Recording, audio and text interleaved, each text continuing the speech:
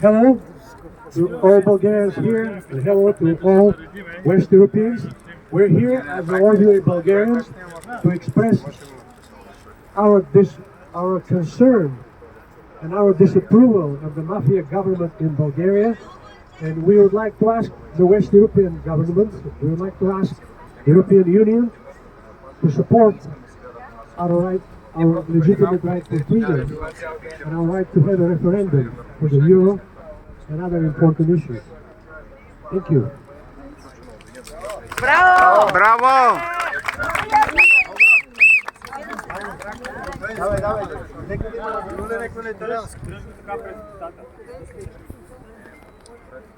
Има ли някой да е италиански? Близко.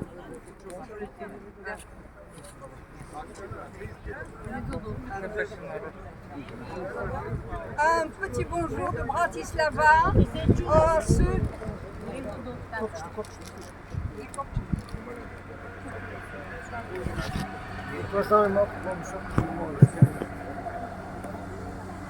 Bonjour à tout le monde qui nous aura vus en ce moment. Un petit bonjour de Bratislava. Nous sommes ici venus comme des croisés pour dire non à l'entrée de force de la Bulgarie dans la zone euro. Nous disons non parce que le peuple bulgare n'est pas prêt à accepter l'euro. Non pas parce qu'il est contre l'Europe, au contraire, mais il lutte pour une Europe légitime, une Europe de justice, une Europe de paix, de bienveillance et d'entraide entre les peuples. Donc là, vous voyez les tricolores bulgares, le blanc, vert et rouge. Nous avons fait cette marche avec des voitures, des automobiles, des jeeps depuis Sofia. Nous sommes allés devant le Parlement européen pour dire notre non à tous ces leaders, cette gouvernance qui nous mène comme un troupeau dans un chemin que nous refusons pour l'instant. De plus, le peuple bulgare, qui est pour la plupart contre l'intégration dans la zone euro, n'est pas prêt pour l'instant et on nous a interdit le référendum. Donc il faut donner le mot, la parole au peuple pour qu'il dise oui ou non, il voudrait accepter ça de force. Nous voulons conserver notre monnaie nationale, notre lève, que nous chérissons plus que tout. Lève, ça veut dire lion.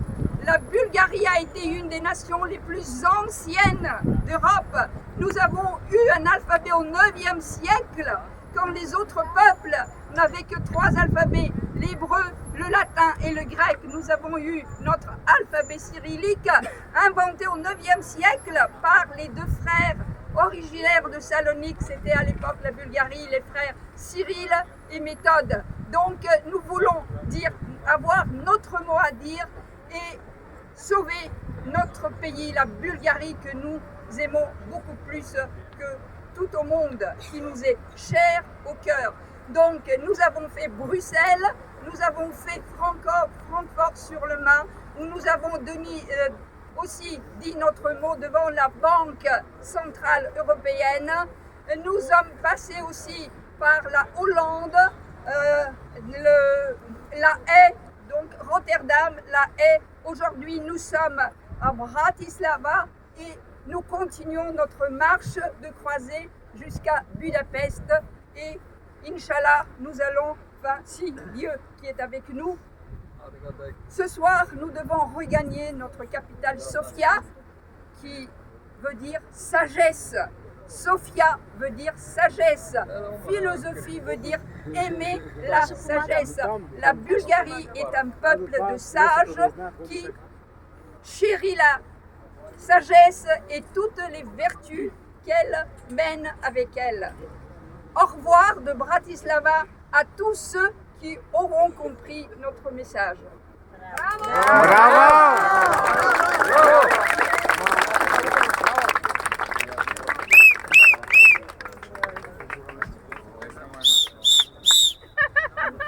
Hello everybody.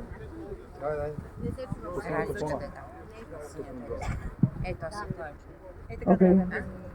So, as Bulgarian woman in the century that we are living in, I feel very suppressed, not only by our government, but also by the new desires that are just oppressing the traditional family in the first place. I am connecting this with this whole road that we are doing. However, we are doing it for keeping our currency, but everything is entirely connected. Because in the first, when we had politician Ivan Kostov, he accepted non-Bulgarian people to buy land. So this was the first step towards getting away from our freedom.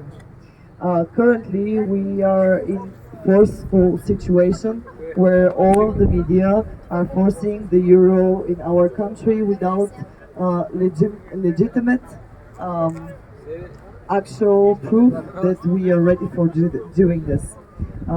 There is a big propaganda in the national TV, the national radio, BTV, Nova, and so on, and we are absolutely they are absolutely demolishing our right for living, actually, because as a young woman again and an artist, I feel very threatened from my spot, actually, in my hometown, Sofia, just because if you're not part of the LGBTQ plus movement, if you're not accepting the euro, if you're not hugging the eurozone with your arms, you're not listened. You can't be accepted in places.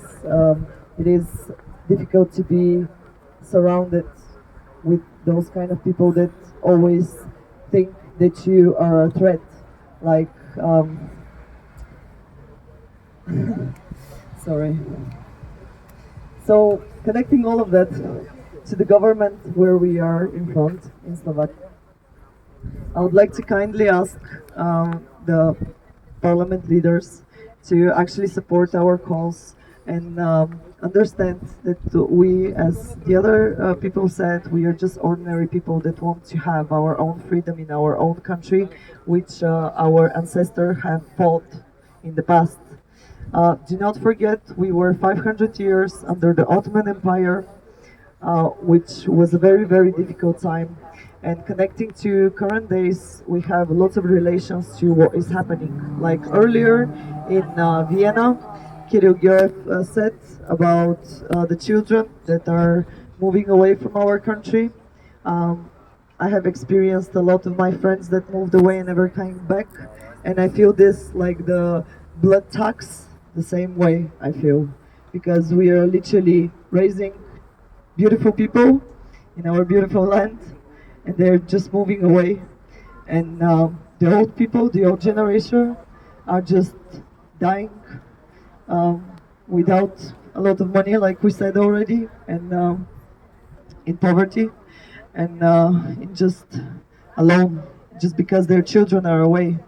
I have met many people on this way, and before that in the organization Rodolupci for Bulgaria and in Velici as well. I've met a lot of elderly generation people who says, my children are in the States, my children are in the UK, my children are in France, in Germany and so on, and they just stay alone eating. And because I also been in England for 6 years, I've met a lot of Bulgarians that want to come back but never do, because when they come back for visit, they see that the mafia government is just taking over more and more, and it's just much more difficult every single day to live normally like before. We are really one of the oldest civilization in the world, I could say that, and connecting this to our currency, I would say that it's a very important part for us to keep our currency, because it is not only a symbol, because it's the lion who is the symbol of our country as well, but it's also one of the oldest currencies in Europe. We have currency board, thanking for that to Steve Hanke, a professor from the States. From 1997, we are in currency board connected first with the Danish mark, and after that it's connected with the euro. The currency board is absolutely stable. There is no movement in the currency difference between the two. In exchange, left to euro and even left to dollar is not moving a lot. And as Steve Hanke says in a few interviews, he says, why do we need to change something that actually works?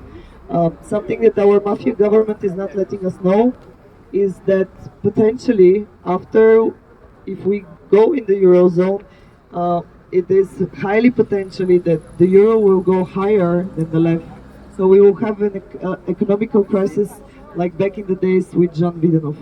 So these are things that we need to remember actually, and to point it out to people that are trying to provoke us that we are Russian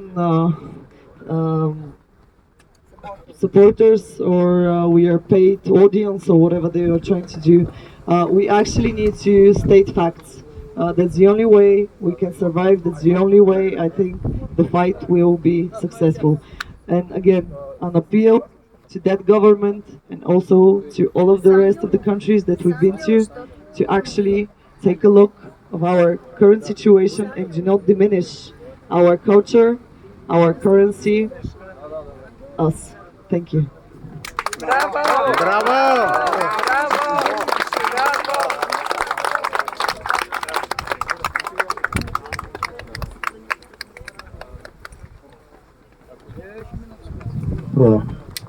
Здравейте, българи! Казвам се Геннад Георгиев и съм координатор на Шуменска област за партия Величие. Това, което исках да споделя с вас е преживяването ми преди малко, когато се запознах с една дама в заведението и обясних защо сме тук. И като казах, че ние се борим срещу българската мафия, защото търсим подкрепата на Фицо, и тя казва, вие съмнявате ли се, че нашето правителство не е мафия?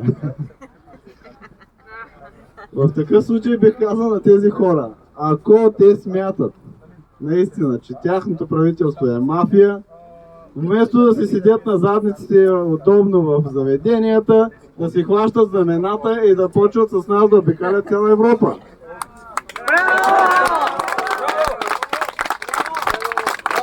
Ще споделя само едно лично мнение, понеже ние подхождаме доста емоционално. Нека да видим логичната връзка.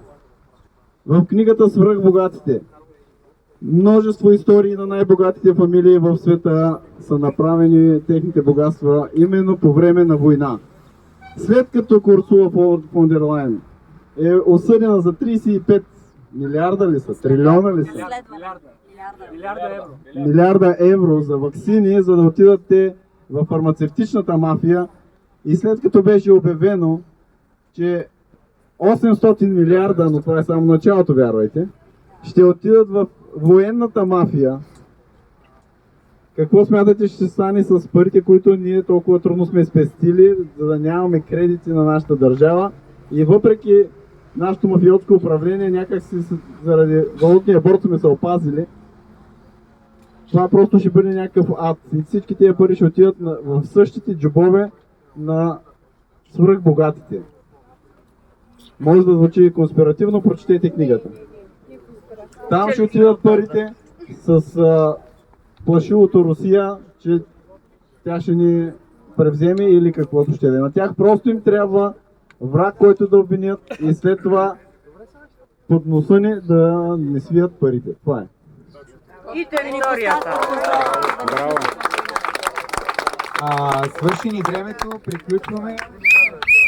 Дайте да се събереме там горе, без да пресичаме тротуара, без да излизаме на пътя за една последна снимка и да даваме към Будапеща, че е хубаво 4-4 малко да сме там. Не, тук се качваме на тротуара, без да пресичаме на фона на парламента. Няма да имаме време за такова. Не, няма да имаме време за шествие тук, защото стана... Добре. 2:10 минути, 2 часа.